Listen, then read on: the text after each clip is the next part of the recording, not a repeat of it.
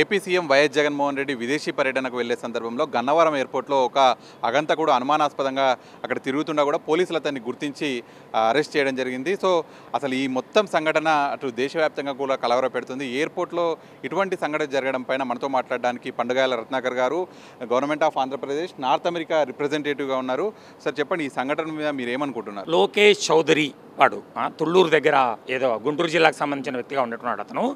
అతను అమెరికా నుంచి వచ్చాడు. అమెరికాలో డాక్టర్గా చేసిన మాట ఉన్నదే కానీ బట్ మనకుండే ఇంటర్నెట్ సమాచారం అక్కడ వాళ్ళతో కూడా కనుక్కునే వీడిని ఎప్పుడో డాక్టర్గా కూడా లైసెన్స్ అక్కడ స్టేట్లు తీసేసాయి, ఫెడరల్ స్టేట్లు కూడా.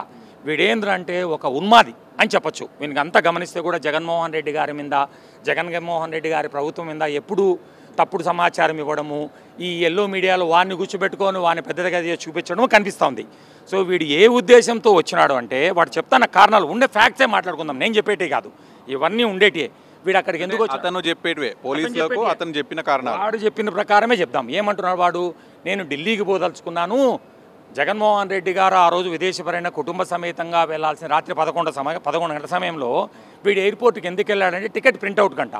విజయవాడ నుంచి గన్నవరం 25 కిలోమీటర్ల దగ్గరికి పోయి ప్రింట్అవుట్ తీసుకుంటాడు. ఏమన్నా ఈరోజు ఎన్ఆర్ఐ కాదు, పల్లెల్లో ఉండే వాళ్ళు కూడా ఒక తీసుకుంటే వెబ్ చెకింగ్ చేసుకుంటారు, ఫోన్లో పెట్టుకుంటారు, పోతారు. లేదా నిజంగా ప్రింట్అవుట్ అవసరమైనా ప్రింట్అవుట్ తన దగ్గర పెట్టుకున్నాడు. ప్రింట్అవుట్ కోసం ఎయిర్పోర్ట్కి పోతాడని చెప్పడంలోనే వాడి యొక్క మెంటల్ స్టెబిలిటీ, వాడు చేస్తానే తప్పును అక్కడే చెప్పచ్చుకున్నాడు. అతన్ని అదుపులోకి తీసుకున్న తర్వాత పోలీసు విచారణలో కూడా అతని ఫోను స్వాధీనం చేసుకున్న తర్వాత జగన్మోహన్ రెడ్డి విదేశీ పర్యటనకు సంబంధించి ముందస్తుగానే చాలా మెసేజ్లు అతనికి చాలామందికి పెట్టినట్టు గుర్తించారు.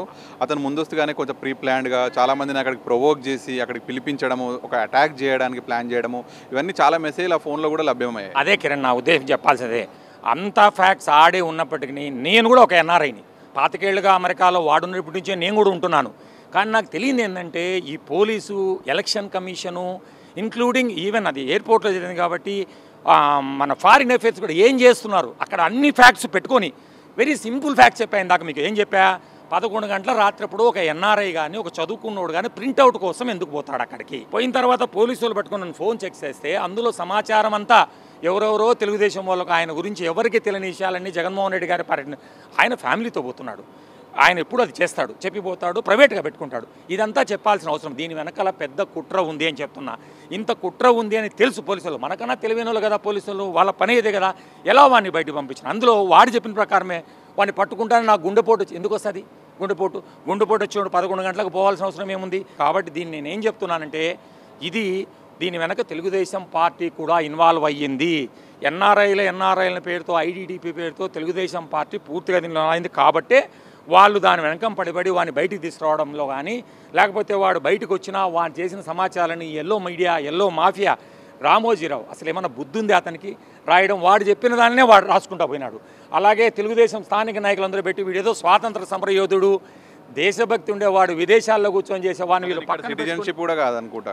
అసలు వాడు అమెరికా సిటిజన్షిప్ ఇక్కడ ఎలిజిబులే కాదు. వాడు అభిమానం ఉండొచ్చు కిరణ్, నాకు కూడా అభిమానం ఉంది, నేను ఎన్ఆర్ఐని. వచ్చినా జగన్మోహన్ రెడ్డి గారి ప్రభుత్వము ప్రజలకు ఏం చేస్తుందని చెప్పి మాకు ఓటేయండి అనే ధైర్యంతో, ఒక నమ్మకంతో ఓట్లు అడుక్కోవడానికి వచ్చినాం.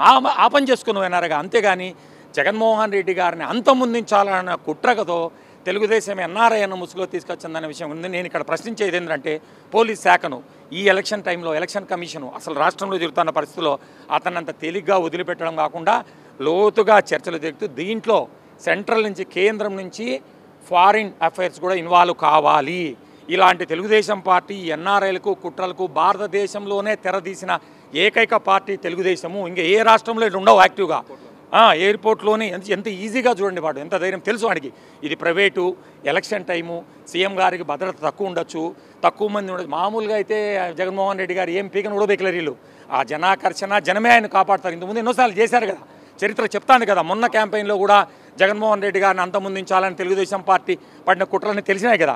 సో కాబట్టి దీని వెనకాల ఇది చాలా పోలీస్ ఫెయిల్యూర్ అని చెప్తాను. ఇప్పుడుగా కూడా ఒక ఎన్ఆర్ఐగా నేను, ప్లస్ ప్రపంచవ్యాప్తంగా ఉండే ఎన్ఆర్ఐలందరూ ఎన్ఆర్ఐ ముసుగులో ఈ దరిద్రుడు, ఈ ఉన్మాది జగన్మోహన్ రెడ్డి గారి ఈర్ష్య, ద్వేషం, ఐశ్వర్య చెప్పిన అందరూ సిగ్గుతో తలదించుకుంటున్నారు. దీని మీద ఖచ్చితంగా జరగాలి. ఎందుకంటే వీని హిస్టరీ చూడాలా, ఊరికి కాదు కానీ వీని డాక్టర్గా సస్పెండ్ హిస్టరీ కూడా చూస్తే అతని సోషల్ మీడియా ప్లాట్ఫామ్స్ చూసినా కూడా అతను ఒక వర్గానికి చెందినటువంటి వ్యక్తి కావచ్చు, కొన్ని వాళ్ళ ఎల్లో మీడియా ఛానల్కి సంబంధించినటువంటి డిబేట్లలో కూడా కూర్చోవడము ఇవన్నీ కనిపిస్తుంది. అట్లాంటి వ్యక్తి ఆల్ ఆఫ్ సడన్గా జగన్మోహన్ రెడ్డి గారు అక్కడ వెళ్ళే సమయంలోనే అక్కడ ప్రత్యక్షం అవ్వడం, అక్కడ కొంత గలటలాగా చేయడం, ఇదంతా కూడా చూస్తే ఏమనుకో చెప్తాం కదా. నేను ఇప్పుడు అభిమానం ఉండొచ్చు, వాడు ఒక పక్షానికి సంబంధించినప్పుడు ఉండొచ్చు, కుల వివక్ష ఉండొచ్చు, లేకుంటే కుల గజ్జి ఉండొచ్చు, కానీ ఇక్కడ వాడి చూస్తే వీడియోలు కూడా జగన్మోహన్ రెడ్డి గారి మీద వైఎస్ఆర్ కాంగ్రెస్ పార్టీ మీద ఉండే అక్కసును గమనిస్తే వీడు ఉన్మాది, తెలుగుదేశం పార్టీ దీంట్లో డైరెక్ట్గా ఇన్వాల్వ్ అయిందని ఖచ్చితంగా అనిపిస్తుంది.